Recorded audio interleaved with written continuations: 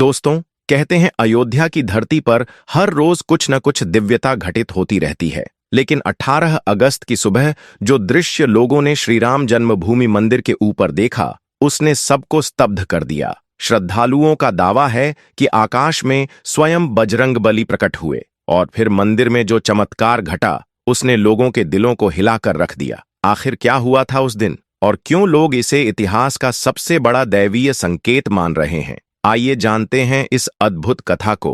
अयोध्या, वह नगर जो युगों से भगवान श्री राम की जन्मभूमि के रूप में श्रद्धा और आस्था का केंद्र रहा है। 18 अगस्त 2025 की सुबह सरयू नदी के तट पर फैली सुनहरी किरणें मानो पूरी धरती को पवित्र कर रही थीं। हाल ही में निर्मित श्री राम जन्मभूमि मंदिर अपनी दिव्यता और भव्यता के साथ दूर दराज से आए भक्तों को आकर्षित कर रहा था। उस दिन प्रातःकालीन आरती की तैयारियां पूरे उत्साह से चल रही थीं। मंदिर के विशाल द्वारों पर गूंजती घंटियाओं और वेद मंत्रों की ध्वनि वातावरण को और अधिक आध्यात्मिक बना रही थी। इसी भीड़ में लखनऊ से आए आदित्य जी भी खड़े थे। उम्र लगभग 55 वर्ष, चेहरे पर थकान और आंखों में एक गहरा दर्द। वह लंबे समय से एक ऐसी बीमारी से ग्रस्त थे जिसे डॉक्टरों ने असाध्य बता दिया था। साथ ही खड़ा था उनका बेटा माधव, दिल्ली में आईटी कंपनी में कार्यरत आधुनिक सोच का युवक, जिसे ईश्वर पर अधिक विश्वास नहीं था, पर पिता की जिद और भावनाओं का सम्मान करते हुए वह भी इस यात्रा का हिस्सा बना। आरती शुरू हुई, दीप जलाए गए और भक्तजन रामलला के बाल स्वरूप का दर्शन करने में मग्न थे। अचानक सुबह 6:30 बजे के करीब वातावरण में एक अप्रत्याशित परिवर्तन हुआ। हल्की ठंडी हवा चली और उसी के साथ हवा में चंदन और पुष्पों की दिव्य सुगंध तैरने लगी। लोगों ने इसे सामान्य माना, परंतु कुछ ही क्षणों बाद जो दृश्य प्रकट हुआ, उसने हर किसी को स्तब्ध कर दिया। एक युवा पुजारी ने अचानक आकाश की ओर इशारा करते हुए कहा, देखो वहां ऊपर। सभी ने सिर उठाया और सांसें थम गईं। मंदिर के ऊपर लगभग 100 फुट की ऊंचाई पर एक अद्भुत आकृति चमक रही थी। वह स्वरूप इतना जीवंत और प्रकाशमान था कि लोग तुरंत पहचान गए। यह तो स्वयं पवन पुत्र हनुमान प्रतीत हो रहे थे। उनके हाथ में गदा दमक रही थी, पूंछ आकाश में लहर रही थी और पूरा वातावरण उनकी दिव्यता से आलोकित हो गया। भीड़ में हलचल मच गई। किसी ने श्रद्धा से हाथ जोड़ लिए तो किसी ने मोबाइल निकालकर दृश्य को कैद करना चाहा। आदित्य जी की आंखों से आंसू बह निकले, जबकि माधव इतना चकित हुआ कि उसके हाथ से मोबाइल नीचे गिर पड़ा।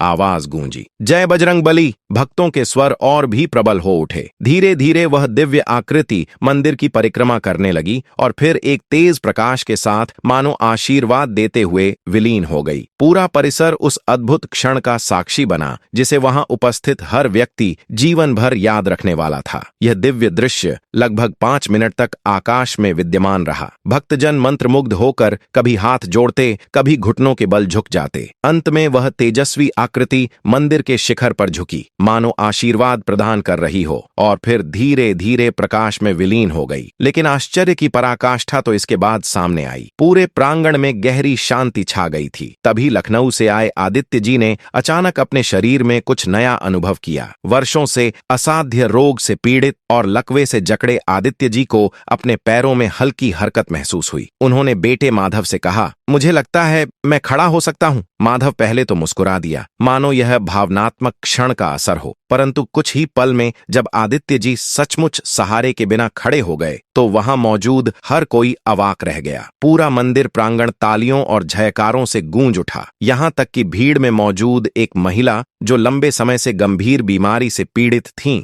जोर से बोलीं, मेरा दर्द जैसे कहीं खो गया है। डॉक्टरों ने उन्हें कभी आशा नहीं दी थी, लेकिन उसी दिन से उनकी रिपोर्ट में सुधार दिखने लगा। वहीं एक युवक विवान जो बेरोजगारी और निराशा से टूट चुका था, मंदिर से लौटने के बाद इतना आत्मविश्वास से भर गया कि अगले ही दिन उसे बड़ी कंपनी से नौकरी का प्रस्ताव मिल गया। इन घटनाओं ने श्रद्धालुओं को और अधिक विस्मय में डाल दिया। किसी की आंखों से आंसू रुक नहीं रहे थे। कोई भावावेश में नृत्य करने लगा तो कोई ध्यान मग्न होकर मंत्र जपने लगा। मंदिर के पुजारियों का कहना था, यह हनुमान जी का आशीर्वाद है। वे स्वयं रामलला के दर्शन हेतु प्रकट हुए। कुछ ही देर में यह समाचार पूरे देश में फैल गया। मीडिया चैनलों ने इस दृश्य को लाइव दिखाना शुरू किया। वैज्ञानिकों और विशेषज्ञों की टीम भी मौके पर पहुंची। उन्होंने जांच की कि कहीं यह कोई प्रोजेक्शन या तकनीकी प्रयोग तो नहीं, लेकिन न मौसम विभाग को कुछ असामान्य मिला, न ही वैज्ञानिकों को कोई ठोस प्रमाण। आदित्य जी भावुक होकर बोले, मैंने अपनी आंखों से देखा। हनुमान जी जैसे कह रहे थे, उठो और राम का नाम लो। माधव खुद ईश्वर में विश्वास नहीं रखता था। जब वीडियो फुटेज देखने लगा तो उसमें आकृति बहुत धुंधली नजर आई,